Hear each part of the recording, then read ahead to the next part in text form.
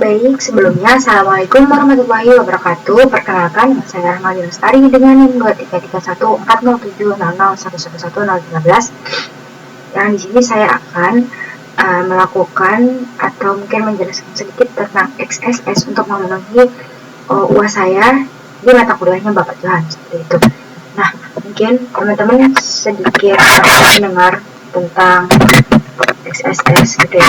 XSS itu teman-teman terjadi ketika aplikasi atau web itu tidak memvalidasi atau menyaring input pengguna dengan baik. Ada macam-macam, bisa lewat komentar ataupun yang lainnya, yang nantinya memungkinkan penyerang untuk memasukkan kode skrip berbahaya ke halaman web yang dieksekusi oleh pengguna lain. Nah, ini perbedaannya dengan beberapa yang lainnya gitu ya teman-teman. Mungkin teman-teman memikirkan kayak XSS itu sebenarnya salah satu dari cross-site scripting gitu ya. Jadi itu salah satunya, tapi XSS ini nanti akan dimunculkan ke browser pengguna lain seperti itu. Nah, jenisnya XSS itu apa aja? Itu ada, setahu saya ada 3, XSS tersimpan, terpantul, dan juga berbasis DOM gitu ya. Nah, untuk yang tersimpan nanti scriptnya itu akan disuntikkan ke database penyimpanan data aplikasi dan kemudian disajikan kembali ke pengguna yang mengunjungi situs tersebut seperti itu teman-teman. Nah, untuk yang terpantul nanti mungkin penyerang bisa dibilang itu akan mengirimkan tautan yang memungkinkan untuk diklik oleh pengguna. Nah, nanti di situ akan membuat beberapa hal terjadi, hal-hal yang muncul itu hal-hal yang tidak diinginkan seperti mungkin database-nya bocor ataupun yang lain-lain. Nah, untuk yang berbasis DOM nanti penyerang memanfaatkan cara keamanan dalam script sisi klien gitu di halaman web untuk mengeksekusi kode berbahayanya seperti itu. Cara kerja XSS tersendiri ini gimana? Itu adalah hacker akan menyuntikkan kode berbahaya ke dalam input seperti itu. Input pengguna yang rentan, aplikasi web yang rentan menampilkan input pengguna tanpa memvalidasi ataupun menyaringnya. Nah, browser atau pengguna lain mengunjungi halaman web dan mengeksekusi kode berbahaya tersebut. Nah, ini mungkin sedikit terlihat kecil, tapi ketika nanti dia dieksekusi, misal hacker melakukan ini di perusahaan besar, itu akan berbahaya seperti itu ya. Konsekuensinya mungkin informasinya akan dicuri, lalu katakan sandi, data kartu kredit. Nah, kalau sudah seperti itu kan sudah berbahaya ya teman-teman. Atau informasi yang lainnya. Nah, di sini saya mau akan komentar saja, ini hanya untuk sebagai contoh saja gitu ya teman-teman. Nah, untuk cara mencegah XSS itu bisa menggunakan beberapa codingnya, nanti akan saya implementasikan, yang setelah ini akan saya praktekkan seperti itu. Nah, mungkin langsung saja ya teman-teman. Ini adalah mungkin saya langsung mempraktekkan. Jadi di web ini, di komentar pertama ini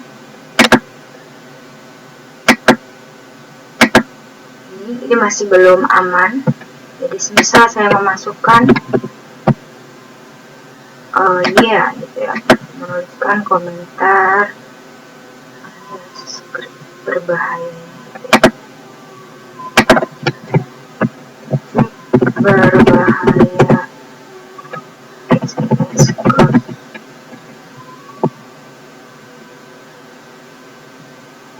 kita cari contoh skripnya terlebih dahulu. Kalau tidak salah itu di akhir.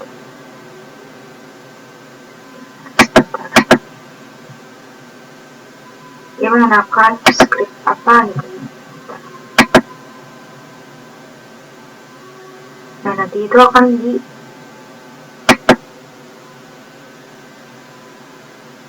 diproses gitu ya oleh browsernya seperti itu. Cari terlebih dahulu.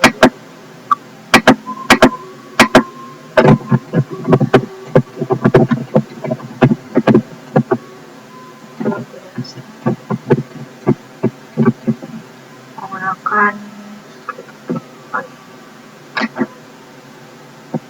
kita cari, nanti kita baca nih serangan nonton kelemahan dalam aplikasi web yang bukan penyerang menyisipkan gitu ya. Contoh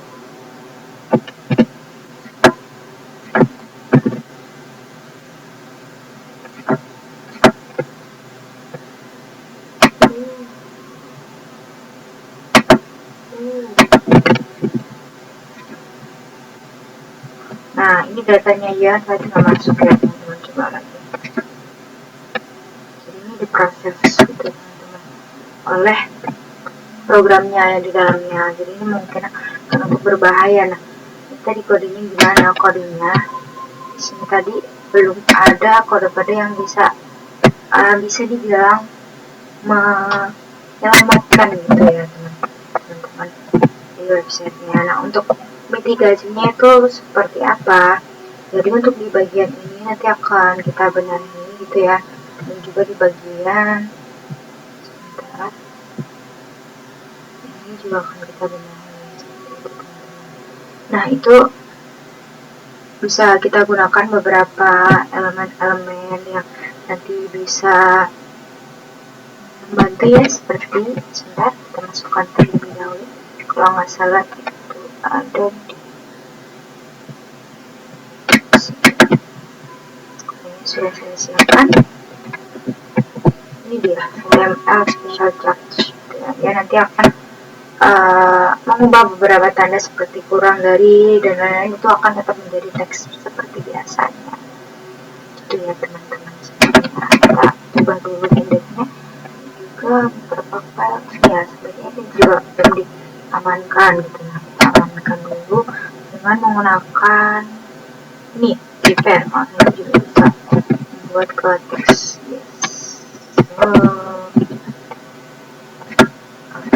Tuh, selesai teman-teman.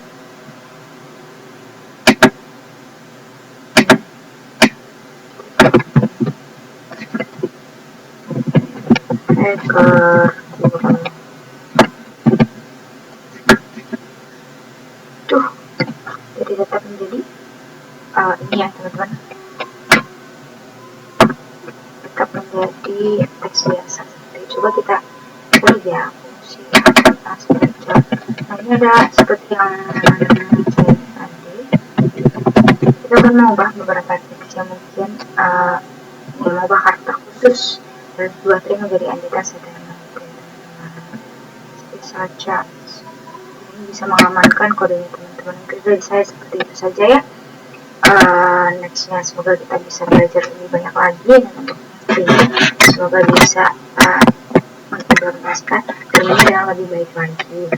Terima kasih teman-teman semuanya, semoga bermanfaat. Saya Rahman Lestari, saya akhiri. Wassalamualaikum warahmatullahi wabarakatuh.